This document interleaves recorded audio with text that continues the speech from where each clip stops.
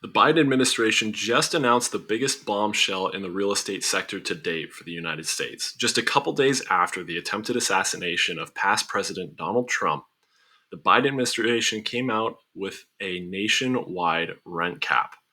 They announced that they would like to see a rent cap on all corporate landlords of 5% year over year for any renewal increase. Now, what does this mean for us across the nation?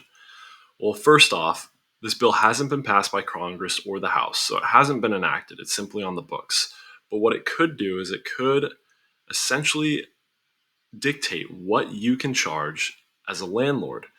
But what exactly is a corporate landlord in the eyes of the White House? It's defined as a landlord that has and owns over 50 units, whether it's 50 single family homes or 50 multifamily units.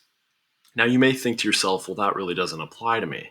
And I would hesitate and double back on that because I think it really does. It's over 50% of the rental market will be affected by a rent cap across the nation.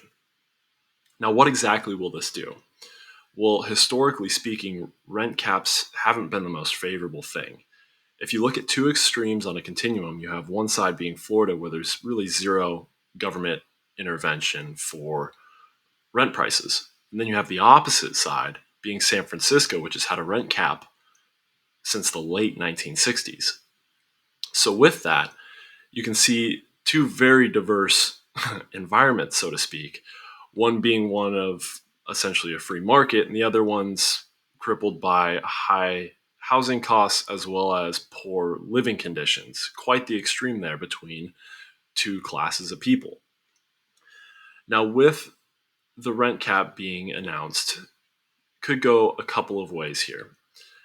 Now, if it does end up going through, you could see a large increase of supply into the marketplace because you're going to have these large corporate landlords that choose to sell off their portfolios. They don't want to deal with having to cap rents. They don't want to roll the dice of expenses as expenses continue to climb far faster than 5%. And you may have these landlords selling off properties. Now, what's that going to do? It's obviously going to remove supply from the marketplace because you won't have any existing rentals up that they used to have just a couple of years ago.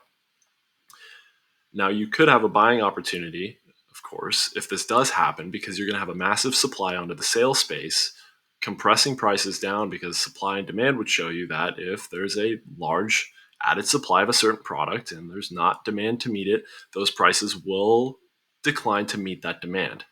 But then you have the opposite side of the equation being that you just removed all that supply from the rental market that's no longer available and the demand is still there and it's ever increasing because the United States fiscal policies have turned our citizens into more of a renter's nation, with the youth of America being strapped by debt, whether it be credit cards or student loans, and the interest rates of home mortgages not as low as they once were.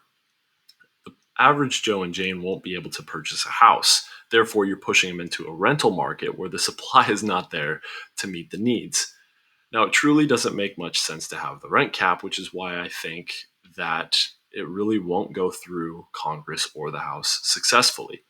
Now, Peter St. Onge says that they could go through the back door with Fannie Mae and Freddie Mac and possibly instituting the rent cap on those that have existing mortgages through those government subsidized entities. I could certainly see that happening. But again, it's going to be a case by case basis for what happens here in the upcoming months. Now, we'll continue to watch this and post any other content that may be relevant to help make you more informed on your decisions in the upcoming year or years with your portfolio or as a resident here at Peytos Property Management.